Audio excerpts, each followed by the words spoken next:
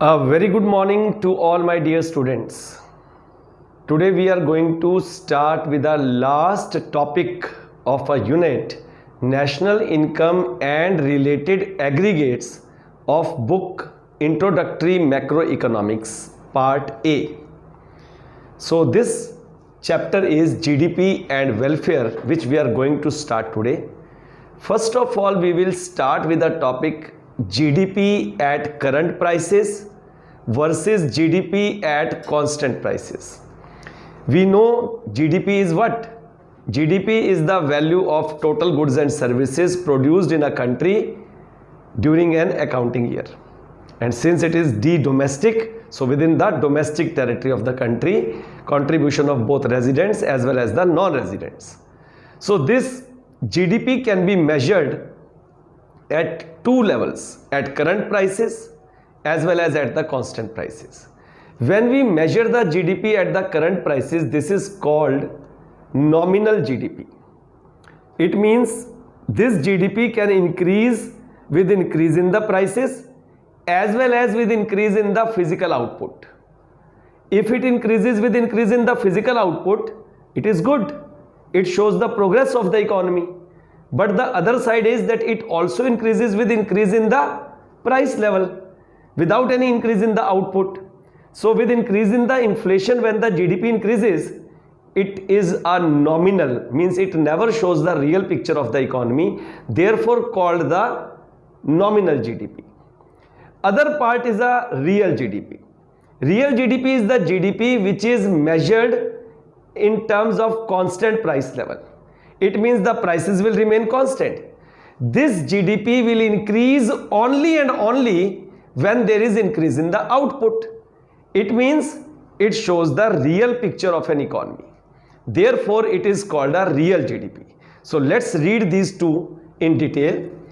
Number one, you see meaning of GDP at current prices or nominal GDP.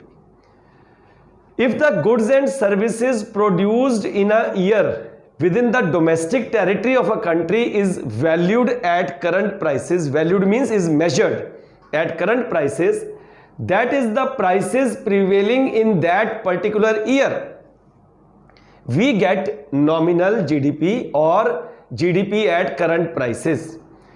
It is not a true indicator of economic development as it can increase with increase in the price level.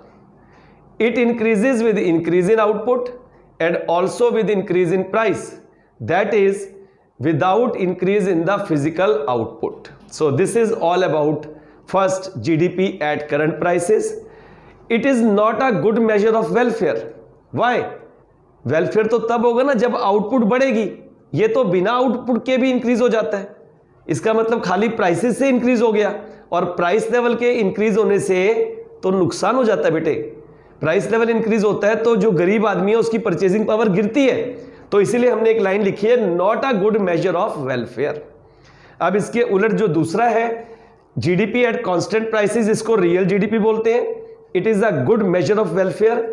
It refers to the money value of the final goods and services produced within the domestic territory of a country in a year valued at the prices of base year. Number two is it increases only with increase in the output as we assume prices of the base year that is a constant price.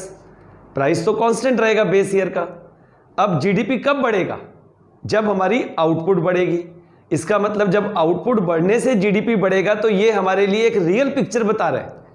Therefore it is called the real GDP. Third, it is therefore a true indicator of economic growth. ये हमारे welfare का, हमारी growth का एक सही indicator है. Then we come to the three different concepts. One is real GDP can be greater than nominal GDP, real GDP can be equal to the nominal GDP और real GDP can also be less than the nominal GDP. देखो पहला case, real GDP कब ज्यादा होगा nominal GDP से? सोचो, real GDP मतलब जिसको हम मेजर कर रहे हैं किससे? कांस्टेंट प्राइसेस से. वो नॉमिनल से कब ज्यादा होगा? जब price in the base year is more than the price in the current year. तो ये देखो पहला, real GDP is greater than the nominal GDP when price level in the base year is greater than the price level in the current year. Second, real GDP is equal to nominal GDP कब होगा? When the price level in the base year is equal to the price level in the current year. दोनों level बराबर हो गए तो real GDP और nominal बराबर हो जाएगा। Third, real GDP is less than the nominal GDP कब? When the price level in base year is less than the price level in current year, या when the price level in the current year is more than the price level in the base year. So these are three different concepts associated with this. Now we are going to start with the numerical portion of this chapter. So what is this? One is a conversion of the nominal GDP into real GDP. पहला कि कैसे हम nominal को real में convert करेंगे, दूसरा कैसे हम रियल को नॉमिनल में कन्वर्ट करेंगे, दो, और तीसरा प्राइस इंडेक्स क्या है जिसको जीडीपी डिफ्लेटर भी कहते हैं। तो अभी इन तीनों को हम धीरे धीरे करके समझेंगे।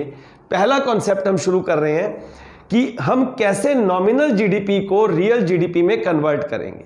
न्यूमेरिकल दिया हुआ है, nominal GDP for the year 2007-8 is ₹150 billion and the price index is 120।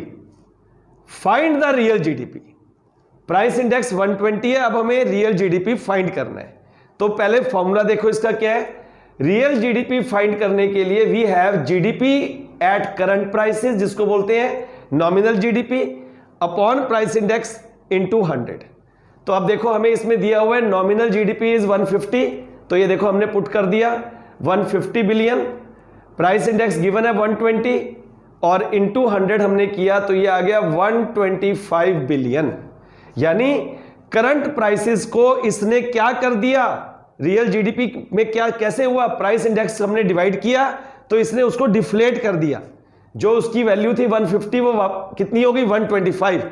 इसीलिए प्राइस इंडेक्स को हम डिफ्लेटर भी बोलते हैं, जीडीपी को कम करने वाला, जीडीपी डिफ्लेटर। चलो ये तो हो गया। देखो पहले हमें नॉमिनल गिवन है और हमने उस नॉमिनल से रियल पे पहुंचना है। अब इसके उलट रियल हमें करना है, conversion of the real. Real given है और हमें नॉमिनल पे पहुंचना है। Example, real GDP of the country is 160 billion, ये रियल जीडीपी है, प्राइस इंडेक्स है 125। तो हमें कैसे नॉमिनल पे पहुंचना है? बड़ा सिंपल है, देखो आप ऊपर वाले फॉर्मूले से भी कर सकते हो, real GDP into price index upon 100। तो यहां भी वही करेंगे हम। हमें क्या करना है, रियल जीडीपी गिवन है 160 into price index 125 divided by 100 हमने सॉल्व किया, ये आ गया 200 billion.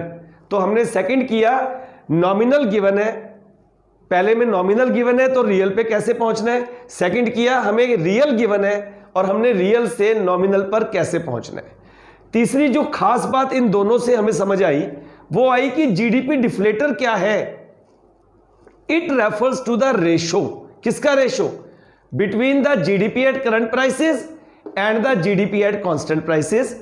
It is expressed as, इसका फॉर्मूला देखो क्या है, GDP deflator is equal to, ध्यान से ये फॉर्मूला नोट कर लो, it is equal to GDP at current prices upon GDP at constant prices into 100। It shows change in the GDP due to change in the price level. It is also same as price index, इसको price index भी बोलते हैं। अब हमें एक example दिया हुआ है, real GDP is 600, nominal GDP is 660, price index क्या होगा।